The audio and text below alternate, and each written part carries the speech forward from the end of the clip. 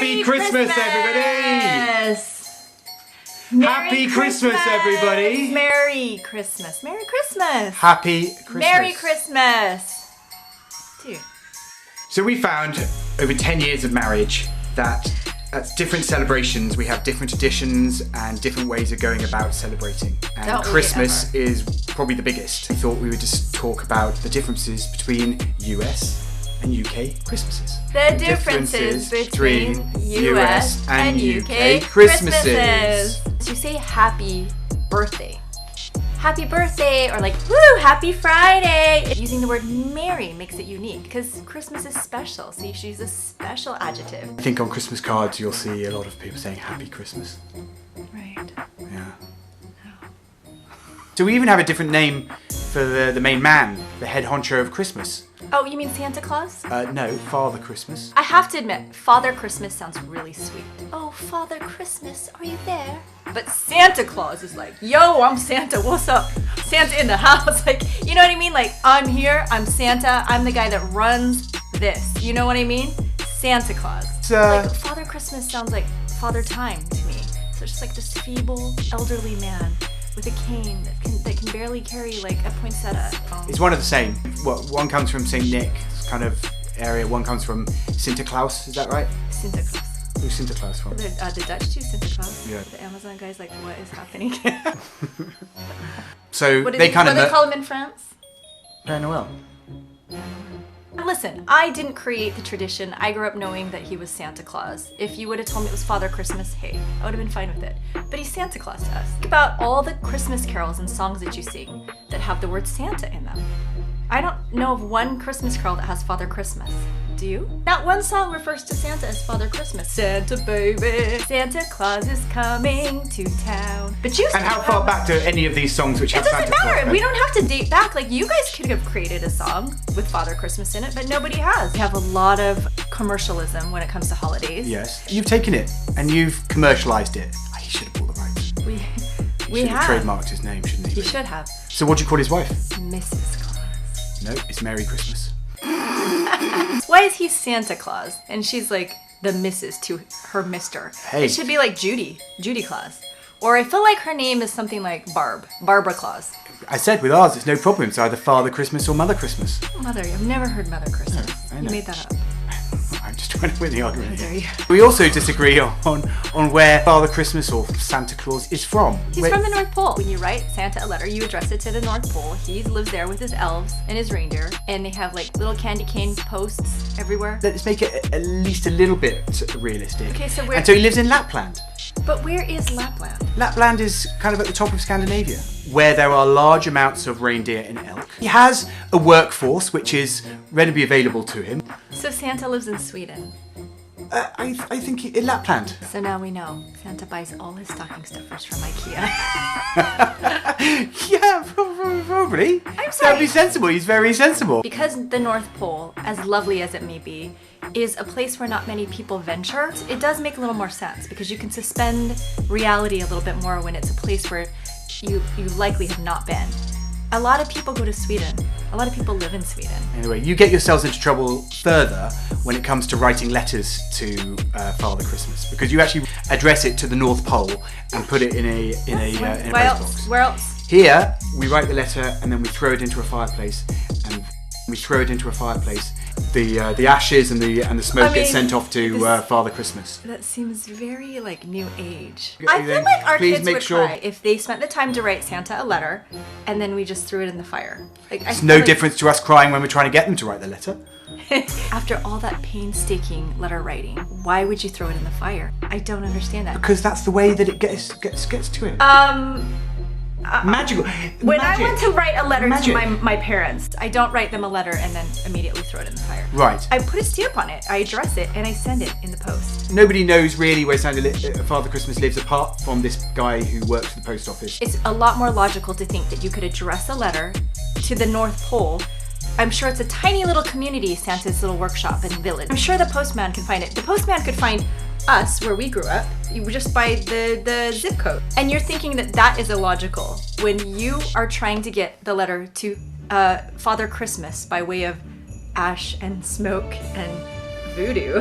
How is the molten ash and smoke going to deliver the burnt words of That's a sad the magic child? of Christmas.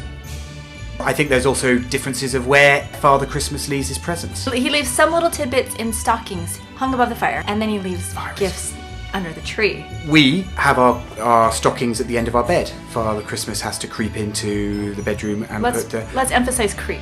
Oh, yeah. It's not a good... An old man creeps into your child's bedroom in the middle of the night.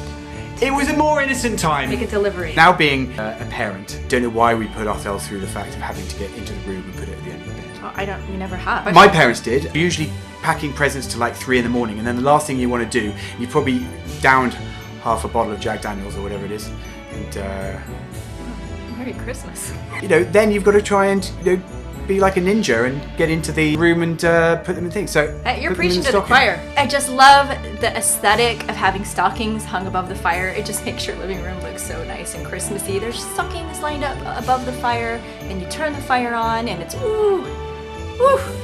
Nobody goes into your bedroom and is like, oh, this is so nice and Christmassy. There's just like a sock Right, sitting at the bottom of the bed. I agree. I think every adult as a child always wondered how the hell Santa got down your chimney and into your fireplace. He just figures out a way, and he doesn't have to like liquefy himself and like Terminator. That's how I used to picture Santa. I'd be like, how? And I'd just be like, I know how I can make this make sense in my head. As he leaves, he's he goes, the Terminator. I'll be back. He's not the Terminator. I'll be back. He's that like liquid metal that's like, and then it's like, hello, I'm Santa. Ho ho ho. We have to watch that for Christmas. Yeah. We also leave Santa different things when he comes on Christmas Eve. We in America leave him cookies and milk, like a sugar cookie, a chocolate chip cookie, whatever, and a big tall glass of cold milk. That's so quaint. Isn't it? Oh, it's so lovely. Yeah, he's like, great, thanks. Glass of milk. I'm not 4 years old. Cookie. You still drink it. Mince pies, on the other hand. For those of you who are not aware of a mince pie, it's a little pastry casing filled with like raisins and currants. Boiled currants and it used to be really yummy. It used to be minced meat back in the Middle Ages. So mince pies are very popular around Christmas here in the UK. Can I have this one? You may have this one. Thank you. There were 8 in the pack. There were not 8 in the pack. There's just one left. Does that mean I can have the rest? No. So good. Very With good. a cup of tea. And so we leave a mince pie for Father Christmas, and then we leave him a little tipple of either brandy or port. You do it better. Thank you. Who wouldn't want a mince pie and a shot? Although we do have to realise that Oh, Santa. Father Christmas is driving his sleigh under the influence from about the second house that he gets to. You also leave a carrot for Rudolph, right? I guess on occasion we have. It's not like a thing though. And last year, my eldest niece, Lizzie, was sweet and she had oats and she was like, let's sprinkle the oats outside, which was cute. And the kids loved that. So I don't know why we haven't paid more attention to the reindeer since they do so much of the legwork. Thank you, reindeer. We haven't shown you enough appreciation. It's so common for people to decorate their houses with lights and to put up kind of big blow-ups of Rudolph with snowmen on their lawn. There are some people who do it nicely and tastefully, and there are some people who don't. No, but you know what I love? I love that they just do it. I love Fair the enough. effort. Yeah, fair enough. Respect. I love just being festive and just doing whatever you can to celebrate the season. I think on the last Friday of November, the whole of America just lights up. Anyone who's can up see on it the from space space, station yeah. just must be going, put the sunglasses on! There's usually one like Candy Cane Lane or one neighborhood that everyone knows to drive through, so Yeah, everybody yeah. piles in the car. There are like designated spots that they're known to have these As to us in the insane Us in the Christmas UK, decorations. it's just when anybody has some lights outside, everyone goes, ooh, look, some lights! When it comes to the big day for Christmas dinner. We call it Christmas dinner, but we it's have at it kind of. We come to the table, and the first thing to be done, and this is not what you do, you guys do, I love this tradition. I wish we would adopt this in the States. is the Christmas cracker. Christmas crackers. So you cross arms, and then you. You push, and if they're any good, they're meant to go. Hey! Should we have another go? That Should we have a smell. re-go? Inside There's a little nail file. is a little toy. You get a little Which is toy, but this is It's either a toy or an implement. It can be like a very useful, screwdriver. actually. Thank you, Christmas cracker. You get a. This is the important This part. is a very important part. You get a crown, and this needs to be worn for as long as possible during the day. It's so cute. I wish we would do this in the US. And then you get the most amazing jokes. What do you call a boomerang that doesn't come back? A stick. I love this part of Christmas in the UK or Christmas with British family. I think it's really But I do worry about this because when I bought these, I had to show ID because there is a kind of obviously a little explosion, and they had to check that I was over 18 to buy Christmas crackers. And I worry that in the US you would start to go OTT with these things. People would be bringing, their super-sized Christmas crackers, and then when they have to regulate it, then there'll be huge arguments about my right to bear arms at the Christmas table. My Second Amendment. Your Second Amendment rights. It's totally a slippery slope because we Americans like to go big or go home. Go big or go home. If you can't run with the big dogs, stay on the porch. I feel you're missing out with that hat. I am missing out, and I really Jingle bells, jingle all the way. But what happened? Stella would love this. She loves. Oh, jeez! Right in my ear, man.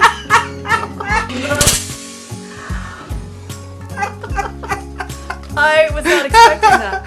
They're pretty boxy in the fact. Oh, so is there ringing in your ear? Huh? You got the joke now. It's your turn. What? Oh, I need to wear this while I tell my joke. Why are false teeth like stars? I don't know why false teeth like stars. They come out at night. This takes a good hour of the meal. Everyone going around telling their jokes. Oh, telling their jokes. And then we sit down for, we do kind of turkey and all the trimmings. Yeah, like we do mash. You guys do roasted We do potatoes. roast potatoes. Yeah, we like mash. You guys roast. We tend to bring out Brussels sprouts once a year. They don't seem very popular with lots of people. Some people to the point that they just put a raw Brussels sprout on the edge of the plate just for the token. Oh, because it has to be in the meal? Well, just because it is tradition to have Brussels sprouts. I mean, we love Brussels sprouts. I feel like Brussels sprouts are on the menu a lot more in the States than they are here. So it's not really a Christmas dish. Then we have Christmas pud. Oh, Christmas pudding. Which is a bizarre thing. When I first saw it, I was appalled for many reasons. I mean, I was delighted. You start making it. That's why. Yes. You start making it 8 months in advance. Yeah, months in advance. And I just couldn't wrap my head around that. Because you saturate it with so much alcohol that it just preserves it. Right? Isn't that the whole thing? I think it's to disinfect it, actually. It's such a ghastly... Christmas pudding is just... Well, it's a bit like the Brussels sprout for me. It's a cool tradition. You douse it in alcohol and set it alight. It's awful. There's a penny I've put in so it's luck for the person who finds it. So then, in addition, you put a grocer in it. It's kind of a measly compensation for having to eat this ghastly thing. So, for dessert in the US, we tend to do, I think, pies. Yes. We love our pies in America. And then what do you guys do for the rest of the day? After you've... Oh my gosh, we're so full. We food coma.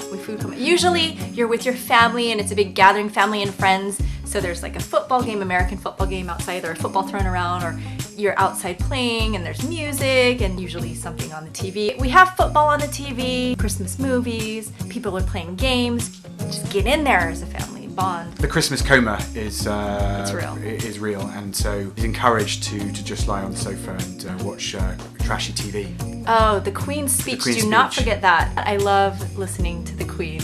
It's so nice. There are just so many British traditions that make you feel like, oh, this is so Britishy and fun and cultural. Huh? Yeah, you're cool. Americans love Home Alone. We love Home Alone. We also like that. We like Elf, The Grinch. I know growing up we always used to watch Charlie Brown Christmas. Love Actually will have been on repeat for like 5 weeks prior to Christmas. That's always a movie that we think, oh great, family movie, and then it's like gather round. And then the first scene where where they're filming like the adult, and then you realize, oh no, it's not a family film. Ooh, and there's so many things about that film that are not kid friendly. Of course, we'll bring out the traditional ones of Die Hard, but you guys watch Die Hard? It's a Christmas movie. Then we get the extra bonus of Boxing Day on the 26th. Yeah, Boxing Day, which you can continue your coma. There are lots of football matches going on, or you go for a long country walk. Lots of stories about what Boxing Day. I did a little bit of research. Everyone seems to think it's the day that the servants take out the boxes, and back in olden days. I've heard it's actually when people used to come around to collect the charity collections in the boxes, and then it was distributed among the needy. That's the nicest so that's one what I've Boxing. See, in America, you would see it on the calendar and be like, "What's Boxing Day?" And of course, we'd think of boxing. We'd be like, "People are boxing. Was there a big boxing match on today?" But we don't celebrate it. Is whilst we have our differences, what we have in common is that Christmas is a time for family and love. And love. But it's going to be a little bit different this year and a little bit tough. I'm trying to do my Supercell Sunday. I actually really am thankful that we have a merging and a melding of cultures when it comes to Christmas. I love that we can mush them together and enjoy aspects of both, and just actually we don't forego any of them. We just bring it all together. There you go. Alfie's over there singing about baby Jesus. For the kids, this is just what they celebrate. They don't know that it's one or the other. They know it's our tradition. That's it. So as far as the differences, I don't mind jumping back and forth, and that's just kind of where I stand across the board with my British American things. Living here in the UK, of course, I've adopted certain traditions and certain words and phrases, and that's just fine because that is part of our experience, right? We live here. My family's British. I mean, Evan and I are halfway there, sort of. You are. It's actually ideal to have both. So, very happy Christmas. We're just talking about American and British differences. There are so many differences and so many different ways to celebrate Christmas and so many different holidays to celebrate during this time. So please leave us comments and enlighten us. Let us know what your traditions are in your culture or just within your family. We'd love to hear, and maybe we'll talk about some of those in our next video. Indeed. Happy Christmas. Merry Christmas. Oh. See what happened? Merry Christmas!